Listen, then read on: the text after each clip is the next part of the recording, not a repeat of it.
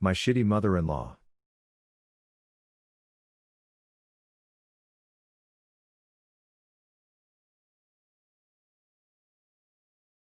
I met my husband when I was 18, almost 19, and the first time I met his mother was possibly in the worst way possible. You see, when I met my husband I was very instantly attracted to him, and after one date I agreed to come over to his house to bang it out, so to speak. He was hot, I was ready. You know how the story goes? Anyways, so I come over to his house on a Friday in the early afternoon to scratch an itch, so to speak.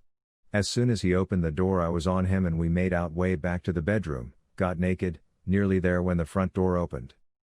I hear a screech and I look over his shoulder to see his mother gaping at us and screaming. "Velp!"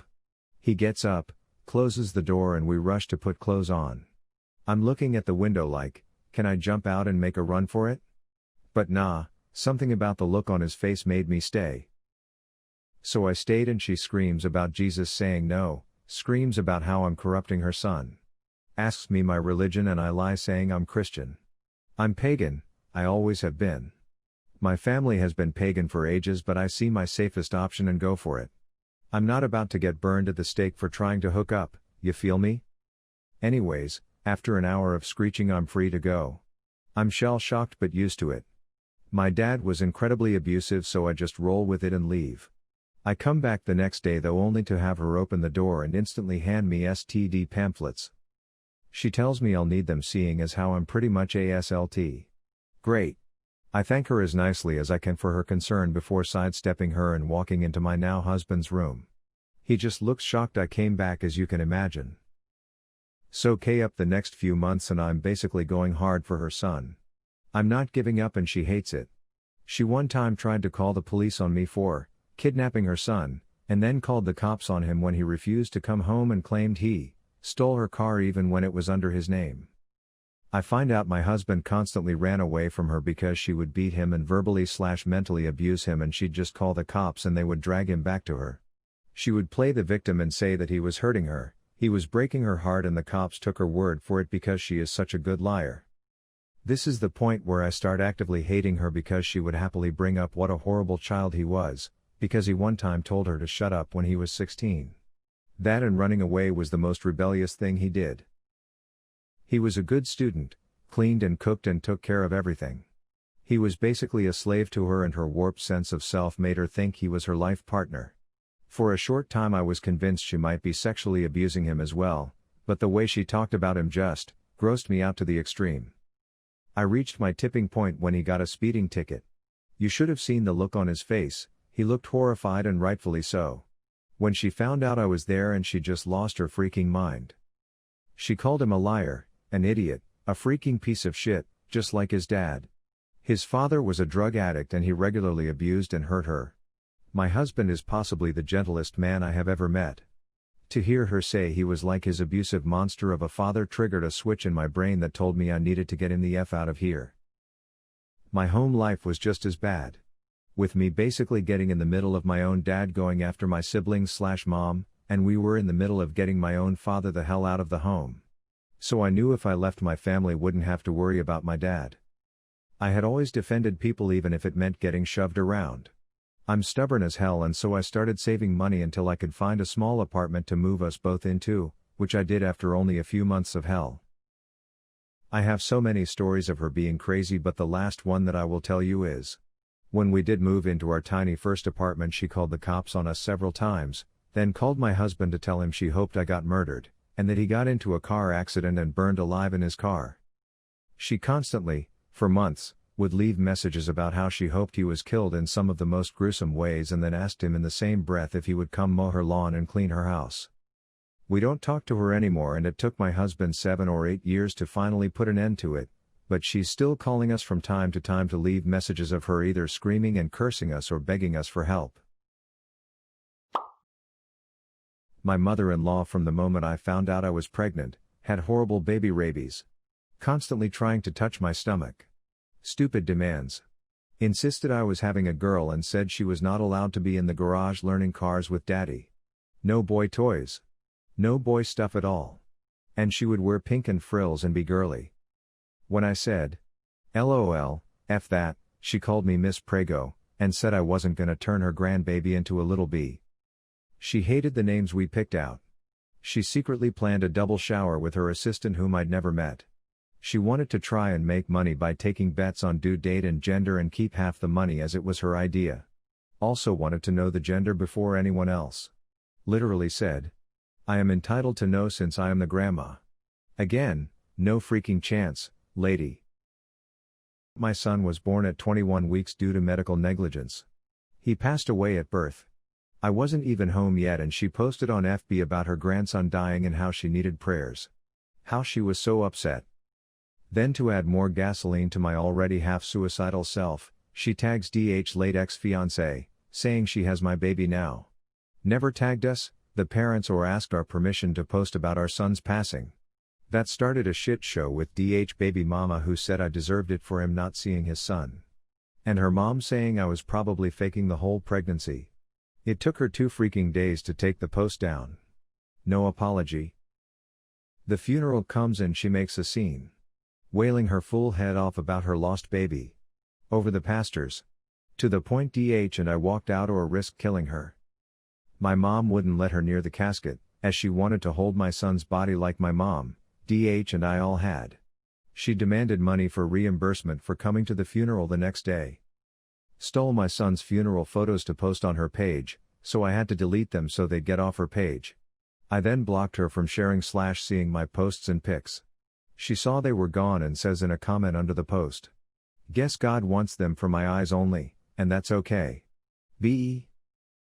Told me keeping his ashes was creepy. Told me every coping mechanism I tried was creepy. Constantly brought him up to the point I stopped going inside and would just wait in the car. Now it's constantly needing to borrow, and never return, money because you don't need to save for baby anymore. That's just the tip of that iceberg. There are so many stories I have about my ex-mother-in-law. I could write a book. I don't even know if I put one story up if it will even do justice to the crazy narcissist that is my ex-mother-in-law. Like the time she outright asked my now ex if he was sure our second kid was his. Worse yet, he actually questioned me about it. Thanks, a-hole. Believe your shithead mommy that's been trying to ruin our marriage since day one over me without evidence. In hindsight, I should have left him then, but I didn't. All the short stories I have about her will come off as B, eating crackers on my end, so that's the bad short one I have. All others would be an experience. Wow. That's beyond crazy, it's downright hurtful. My former mother-in-law didn't try to break us up. She was simply a dysfunctional B. I have a doozy of one of her many hurtful stories to tell. While jogging, I was abducted, threatened, choked, and assaulted. The assailant went on to kill the next female he took off of a neighborhood street from the same city. 2 weeks after my incident, during Thanksgiving dinner, my mother-in-law told me it was my own fault because I shouldn't have been jogging alone.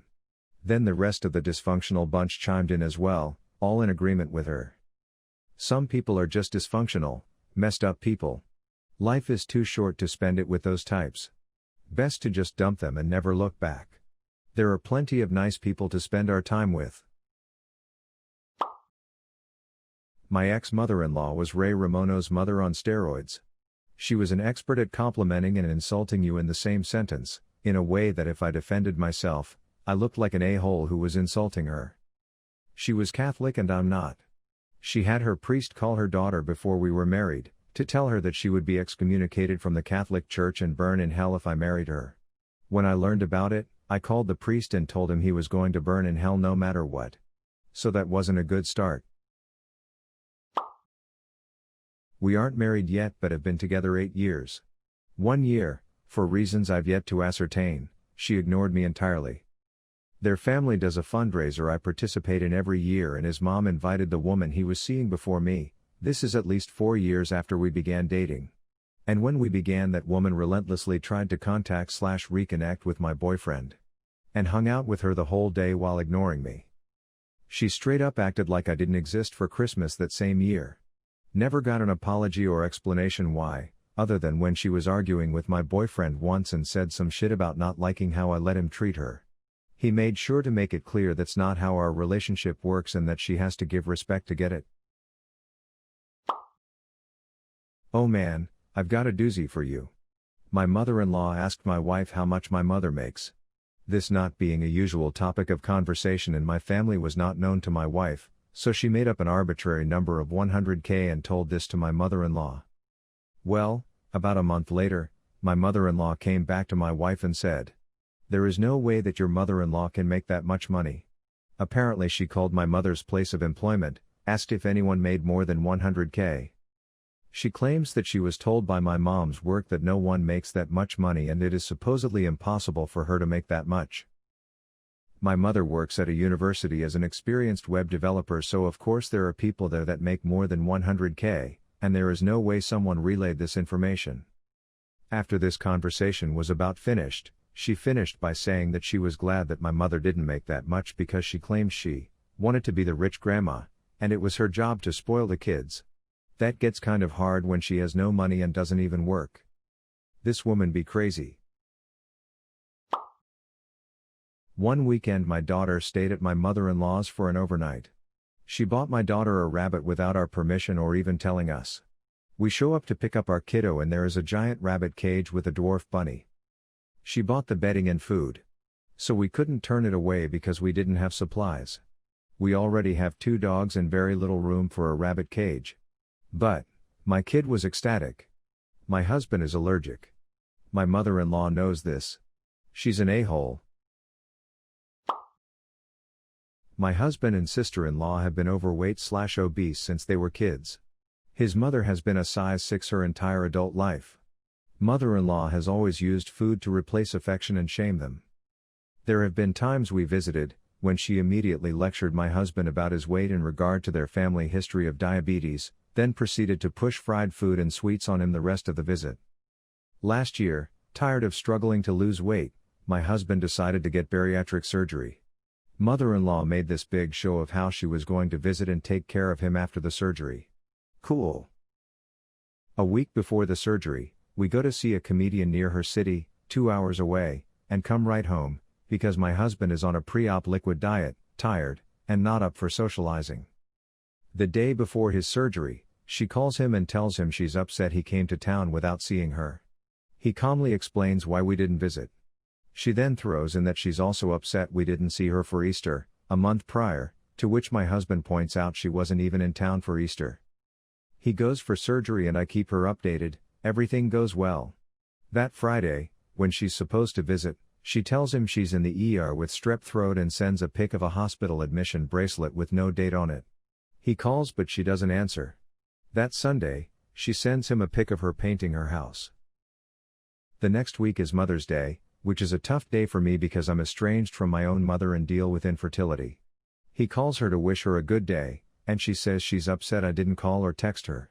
She actually says, "I know your wife, me, doesn't talk to her mom, but she can wish me a happy Mother's Day." During this entire time, she stops liking our pics on Instagram. She starts texting my husband pics of weight loss surgery patients with loose skin, saying that's what he'll look like. My husband is losing weight and posting sweaty progress selfies from the gym on Instagram. She texts him, "Do me a favor and stop posting those ugly pictures of yourself." My husband stands up for himself. "I'm sorry you don't like the pics, but my wife, my friends, and I are proud of my progress and how far I've come." The next week, she calls him and said she's been in a bad mood for the last month because she had a cancer scare. She supposedly had a cancer scare because a psychic told her she was going to get cancer. My husband knew it was all bullshit, but he forgave her, saying, "She'll never apologize to me. She thinks this lame excuse is an apology." I never felt strongly either way about mother-in-law before these events, but I emphatically dislike her now. I believe she was triggered by my husband's choice to improve his life through bariatric surgery, because he was taking away a means for which she was able to control him and make him feel terrible about himself. We are still in contact, but moved over 1,000 miles away from her last year for unrelated reasons.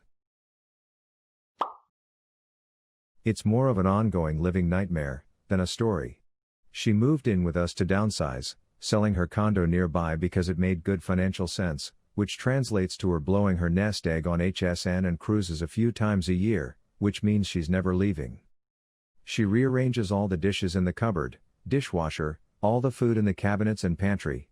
Answers the house phone and refuses to pass it off to me or my wife without talking to whoever calls for 5 minutes first.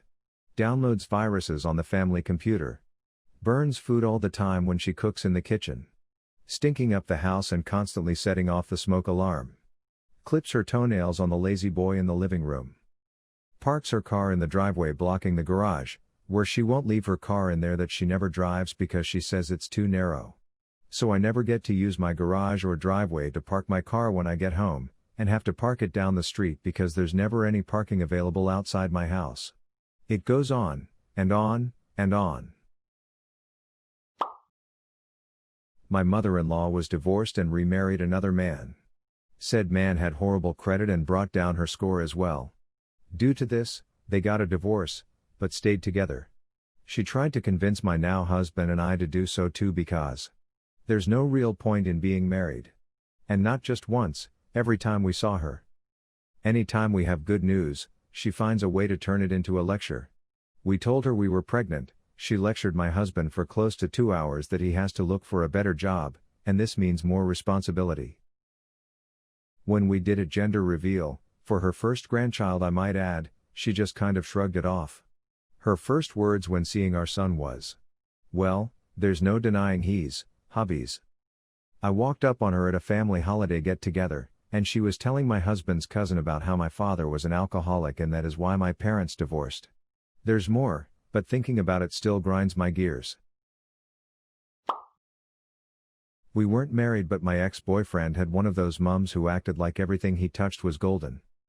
She hated me simply because we fought and that would mean I didn't agree with her baby boy. Also I took his virginity, so she acted like I ruined him. She told us both she wished we never met and that I was a cheap SLT punching above my weight. Probably good it didn't work out.